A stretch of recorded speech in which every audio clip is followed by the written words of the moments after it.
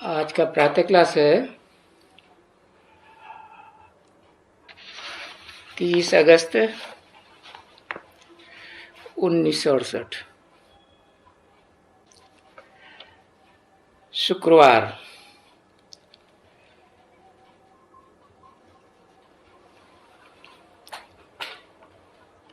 किसकी याद में बैठे हो? पूछा। ये है संबंध।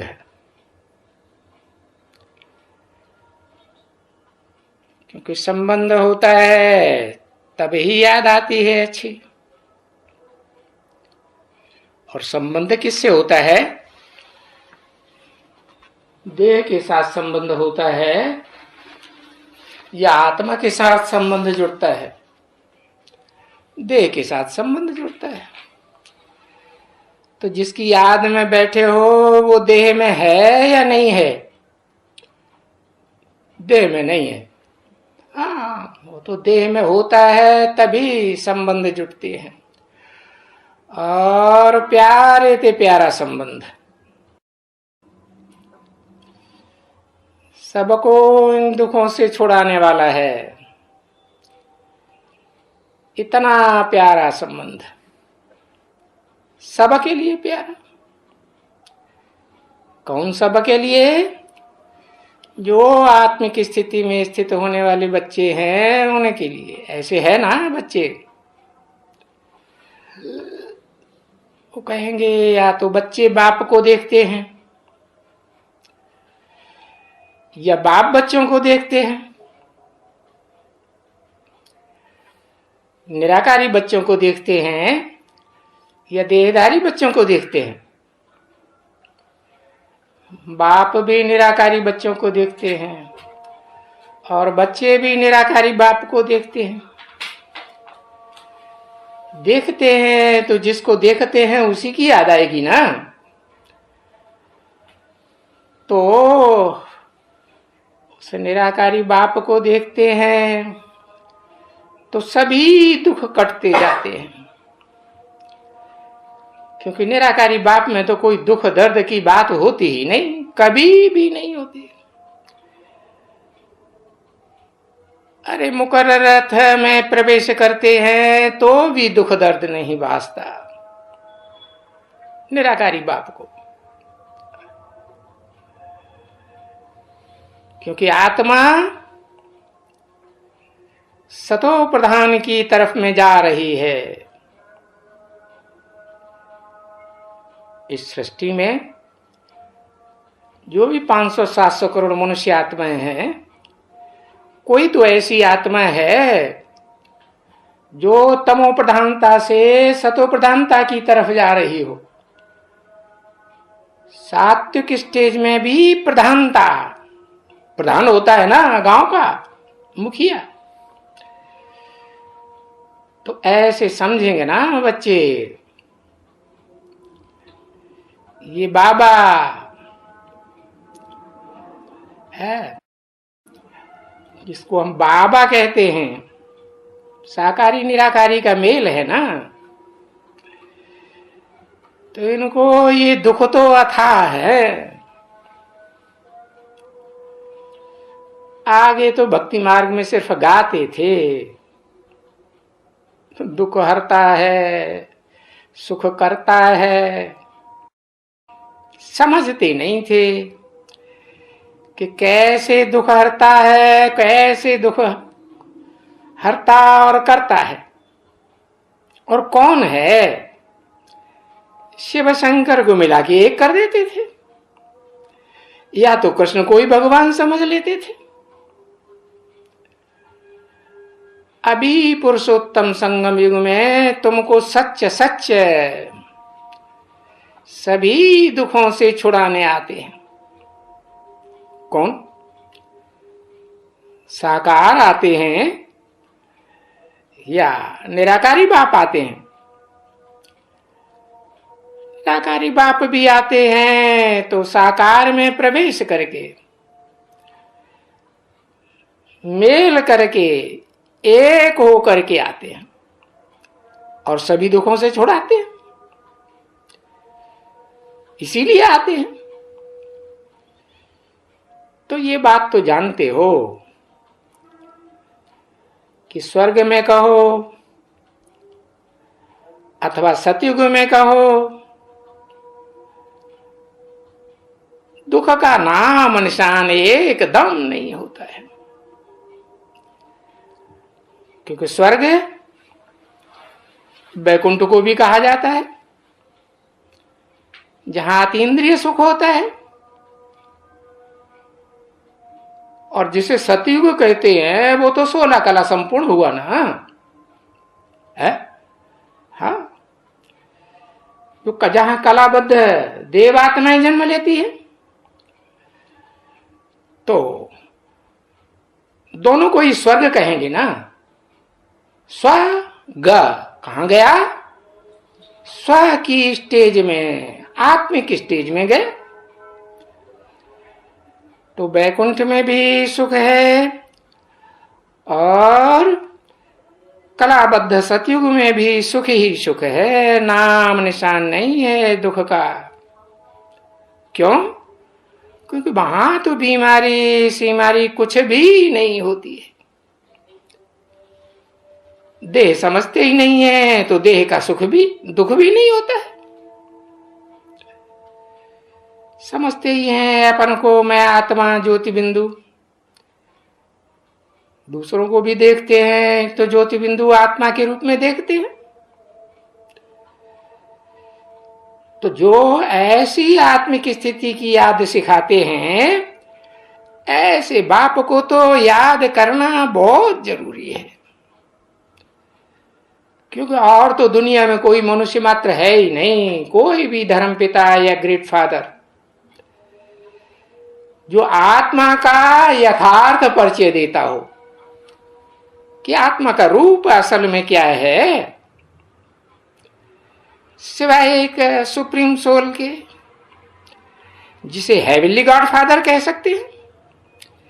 हेवन की स्थापना करने वाला तो नहीं है, लेकिन हेवन की स्थापना करने के लिए रास्ता बताने वाला है। तो रास्ता बताने वाले, श्रीमत देने वाले बाप का जितना प्यार है बच्चों के ऊपर, उतना तो प्यार और किसी मनुष्य मात्र का हो ही नहीं सकता। अब ये तो जानते हो कि वो कौन सा बाप है। बाप तो दुनिया में अनेक होते हैं। ये देह, लौकिक देह के भी बाप होते हैं जन्म देने वाले। फिर उन बापों का जो और बाप हैं दुनिया में, अनेक प्रकार के धर्म पिताएं हुए, वो भी बाप हुए। और उन धर्म पिताओं का भी बाप, सारी मनुष्य सृष्टि का बाप, जिसे आदम, एडम, आदिदेव, महादेव कहा जाता है। उस बाप की भी बात नहीं है। उसके ऊपर भी कोई बाप है जिसका कोई बाप नहीं। कौन? वो निराकार, जो सदा निराकारी स्टेज में रहता है, कभी साकारी स्टेज में आता ही नहीं। देह में जिसकी बुद्धि कभी धरी ही नहीं रहती। देखो, सारी मनुष्य सृष्टि का बाप है, उसका भी एक जन्म ऐसा आता है कि सारी बुद्धि मन कहां चला जाता है? देह में चला जाता है कि नहीं? अपनी देह में चला जाता, देह के संबंधियों में चला जाता, देह के पदार्थों में चला जाता। तो उसका भी एक ऐसा एवरलास्टिंग बाप जिसका कोई बाप नहीं, उसका तो बच्चे को ऊपर कितना प्यार। तो उस बाप की बात है। बाकी ऐसे नहीं कि बच्चों को समझाया नहीं गया है। समझाया तो गया है। अपन को आत्मा समझो, परमात्मा भी न समझो आत्माओं के बीच में परम पार्टधारी भी न समझो। बच्चों को, जो ढेर के ढेर बच्चे हैं, वो क्या समझें? परमात्मा हूं? नहीं, परमात्मा तो हीरो पार्टधारी एक ही है, जिसके नाम का गीता में कई बार वर्णन आया है। तो बच्चों को समझाया गया है कि आपन को आत्मा समझो, परमात्मा नहीं समझो, और न देह समझो। क्योंकि मैं तुम सब बच्चों को रात को भी समझाया है, दिन में भी समझाता हूं और रात को भी समझाता हूं। बेहद की रात में भी समझाता हूं, बेहद के दिन में भी समझाता हूं। किसको? तुम बच्चों को है? इन बाजू में बैठने वाले बच्चों को नहीं, न ब्रह्मा को, न ब्रह्मा के फॉलोअर्स को। जो सन्मुख बैठते हैं, ऐसे नहीं कि बाहर से देखने में सन्मुख बैठे हुए हैं और अंदर से बुद्धि बाहर की दुनिया में भाग रही हो। हाँ, तो ऐसे भी सन्मुख नहीं, यथार्थ में सन्मुख, अंदर बाहर से एक होकर के सन्मुख हो। ऐसी अपन को आत्मा समझो। किसके सन्मुख? सुप्रीम टीचर के सन्मुख, सुप्रीम बाप के सन्मुख। और वही सुप्रीम बाप, वही सुप्रीम टीचर और वही सदगुरु, एक सच्चा गुरु।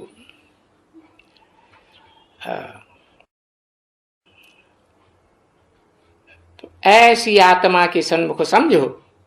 आत्मा, देह नहीं समझो। क्योंकि आत्मिक स्थिति में स्थित होंगे तो सदा सन्मुख रह सकेंगे, है? अगर आत्मिक स्थिति से निरंतर में कोई अंतर आया तो जितना भी पुरुषोत्तम संगम युग या संगम युग है, उसमें आदि से अंत तक सन्मुख रह सकेंगे? नहीं रह सकेंगे। क्योंकि कुछ न कुछ देह समझ लिया, देह के संबंधियों में बुद्धि चली गई। इस जन्म के संबंधी में या पूर्व जन्म के संबंधियों में, देहधारियों में बुद्धि जाती है। तो बताया कि मैं तुम बच्चों को रात को भी समझाता हूं, दिन को भी समझाता हूं, बेहद की रात में भी, बेहद के दिन में भी। पुरुषोत्तम संगम युग में बेहद का दिन और रात होती है ना। तो समझाता हूं कि तुम भी बच्चे हो। है? भी क्यों लगाई दिया? तुम्हें एक की बात है या अनेकों की बात है? हाँ, तू कहें तो एक की बात, तेरा कहें तो एक की बात, है ना? अंग्रेजी में दाऊ कहते हैं ना। हाँ, तो तुम बच्चे बोला, तुम बच्चों को समझाया कि बच्चे हो, आत्मा हो। आत्मा एक कि अनेक है? अनेक आत्मा हो। एक आत्मा कहे तो हीरो पार्टधारी हो। तो बताओ, कोई है तो बताए आज की तारीख में। कहेगा कहे मैं हूं। अच्छा, अगर कोई आज की तारीख में कहे कि मैं परमात्मा हूं, आत्माओं के बीच में परम पाठधारी हीरो हूं, तो हीरे का पाठ आदि से लेकर अंत तक होता है, ये बीच में शुरू हो जाता है? आदि से अंत तक होता है। तो तुम सभी बच्चे हो, है? आत्मा रूपी बच्चे हो ना, परमात्मा तो नहीं हो। और सारी दुनिया बच्चे हैं। जो अभी 500-700 करोड़ की दुनिया है मनुष्यों की, वो सब आत्मा रूपी बच्चे। तो कितने नंबरवार ध्यान में आएंगे बाप के? बताओ। चाहे वो बेहद का मनुष्य सृष्टि का बाप हो, उसके ध्यान में कितने आएंगे? और चाहे वो आत्माओं का बाप हो, उसके ध्यान में कितने आएंगे? जो भी मनुष्य मात्र हैं, आत्माएं, मनुष्य आत्माएं, वो सब दोनों बापों की ध्यान में आवेंगे कि नहीं आवेंगे?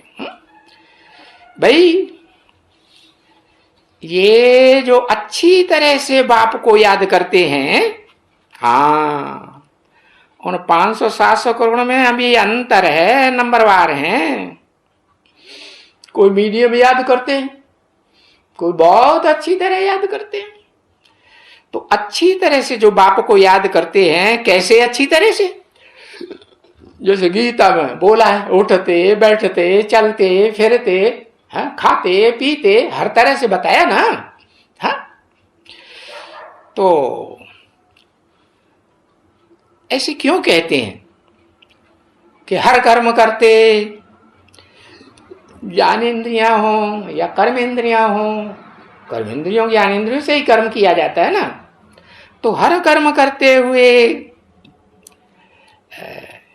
किस लिए कहते हैं मीठे मीठे बच्चों? इसलिए कहते हैं कि तुम्हारा जो पाप का घड़ा भरा हुआ है ना, कर्म इंद्रियों से नहीं भरा है पूर्व जन्मों में, और ज्ञान इंद्रियों से भी भरा है कि नहीं? ज्ञान इंद्रियों से भी भरा है। तो जो पाप का घड़ा भरा हुआ है जन्म जन्मांतर से, कब से? 63 जन्मों से तुम्हारे पाप का घड़ा भरा हुआ है। वो तुम घड़ा पाप आत्मा से पुण्य आत्मा बन जाओ। वो घड़ा तुम्हारा पाप का घड़ा फूट जाए और पुण्य आत्मा बन जाओ। पुण्य आत्मा कैसे बनेंगे?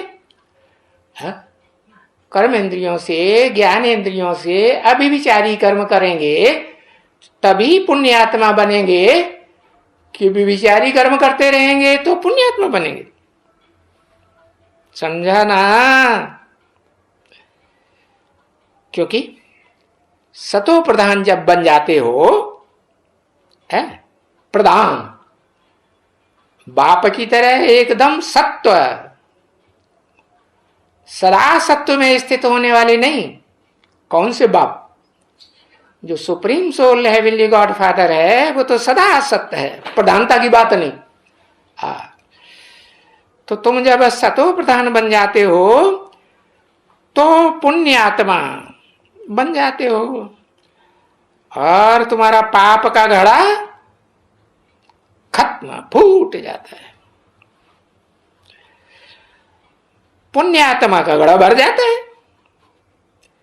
तो पुण्यात्मा माना देवात्मा, और देवात्मा भी बनना है तो कर्म करना है कर्म इंद्रियों की नहीं। अच्छा, कोई कहे कि अरे ब्रह्मा ने तो कर्म करना सिखाई दिया है, ब्रह्मा कुमारियों जैसा, भाग दौड़ करो, कॉन्फ्रेंस करो, ये करो वो करो। नहीं, पहले देवात्मा बनना है कि परमात्मा बनना है? पहले क्या बनना है? पहले तो मनुष्य से है देवात्मा बनना है ना। देवात्मा माने कलाबद्ध देवात्माओं को कहा जाता है कि कलातीत कहा जाता है। जो कलाओं में बंधे हुए होते हैं उनको देवात्मा कहा जाता है। तो देवात्माओं में क्या अंतर है? देवात्माओं में और कलातीत आत्माओं में क्या अंतर है? कि देवात्माएं जो हैं उनका नाम ही है देवात्मा, देने वाली होती है। कैसी देने वाली? 16 कला संपूर्ण है, तो कलाओं में नहीं बंधती है। जो निष्कलंक है, कलातीत है, उसमें बंध करके रहती है। एक में बंध के रहती है कि अनेक में बंध के रहती है? तो उनको कहा जाता है पुण्यात्मा। तो पुण्यात्मा जब बन जाती हैं तो पुण्य कर्म जमा हो जाते, और पुण्य कर्म ज्ञानेन्द्रियों कर्मेंद्रियों से ही किए जाएंगे कि बिना इंद्रियों के किए जाएंगे? ठीक है ना बच्चे? तो अभी ये बात को समझने में डिफिकल्टी तो नहीं रही? कि भाई कर्म करना छोड़ देंगे, याद करेंगे, हैं? सिर्फ मन बुद्धि का काम, मनन चिंतन मंथन करेंगे, ऐसे तो नहीं। हाँ, डिफिकल्टी की बात नहीं, कोई तकलीफ तो है ही नहीं। जानते हो, सभी आत्माएं हैं, जो भी इस दुनिया की 500-700 करोड़ हैं, सब आत्माएं, और सब आत्माओं का इस पुरानी जूती से कनेक्शन जुटा हुआ है, पुराने तन से। और जब तक पुराने तन से कनेक्शन जुटा हुआ है मन बुद्धि का, तो दुख तो बहुत उठाते हैं,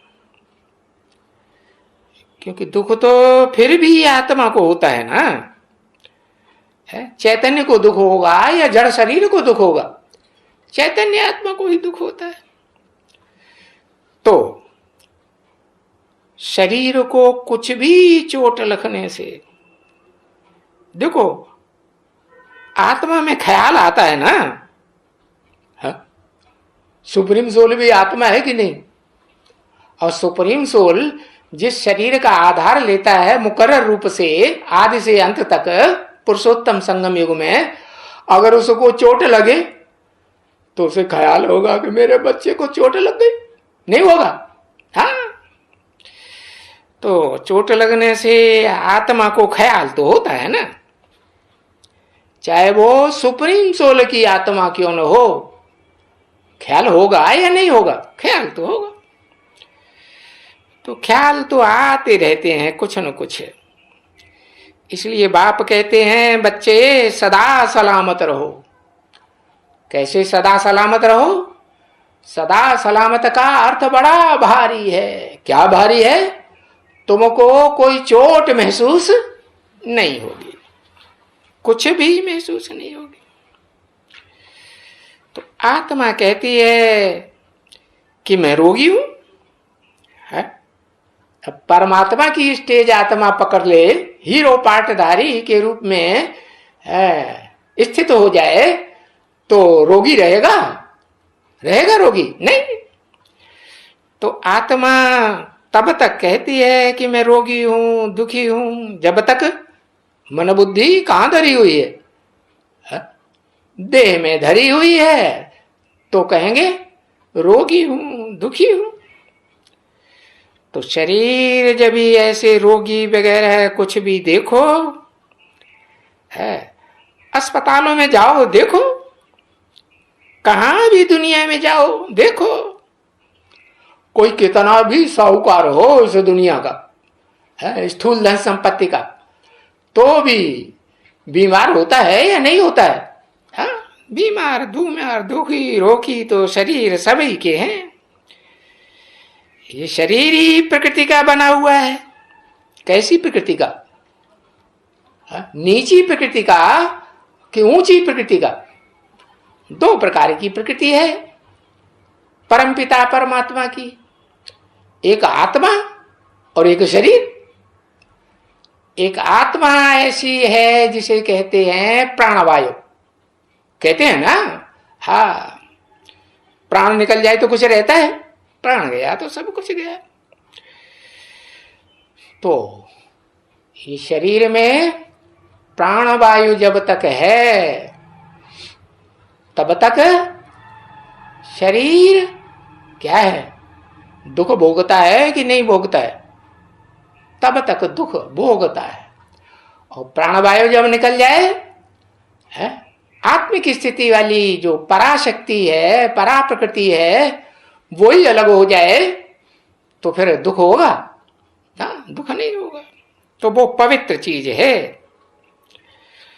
तो बताया शरीर जब रोगी बनते हैं तो प्राणवायु निकल जाती है।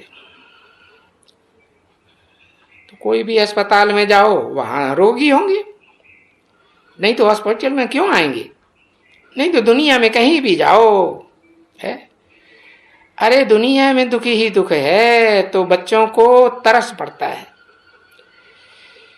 ये दुनिया कितनी दुखी है। कौन से बच्चों को? देह में जिनकी बुद्धि धरी हुई है उनको तरस पड़ेगा, या जिनकी बुद्धि है नंबर बार देह से निकलती जाएगी उनको तरस पड़ेगा। जिनकी बुद्धि देह से निकल जाएगी उनको तरस जरूर पड़ेगा। इसलिए कहते हैं दया धर्म का मूल है। दया माने दया आना तरस आना एक ही बात हुई ना। हाँ, तो बच्चों को तरस आता है, दया आती है कि ये मनुष्य कितने दुखी हैं इस दुनिया में। तो ये बच्चे जानते हैं कि ये दुखधाम है। ये दुखधाम जब तक है तब तक सुखधाम नहीं हो सकता। सुखधाम है तो दुखधाम नहीं हो सकता। तो क्या करें? अपनी आत्मा का वाइब्रेशन, वायुमंडल ही ऐसा बना लें कि उस वायुमंडल में कोई भी दुखी आत्मा आवे तो क्या अनुभव करे? सुख का अनुभव करे। सुखधाम बना ले। आत्मा के वायुमंडल को, वाइब्रेशन को सुखधाम बना सकते हैं कि नहीं? कैसे? मन से, मनमानी चाल से, या मन को कंट्रोल करने वाली बुद्धि के आधार पर? बुद्धि के आधार पर। ओम शांति।